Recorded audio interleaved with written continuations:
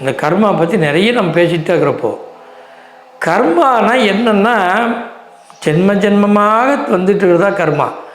இந்த கர்மாவில் எல்லா கர்மாவும் ஒன்று சேர்ந்து வந்துடும். நல்ல கர்மா, கெட்ட கர்மா, அதில் 4 விதமான கர்மா சொல்லுவாங்க.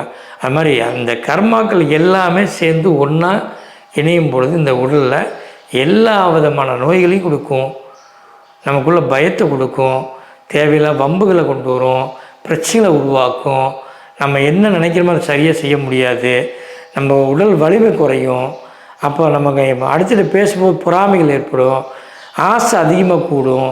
இந்த மாதிரி பலவிதமான விஷயங்கள் நம்ம உடலில் பண்ணி ஒரு அந்த மாதிரி இல்லாத சூழ்நிலையை உங்கள் வாழ்க்கையை மாற்றிக்கக்கூடியது தான் இந்த கர்மா.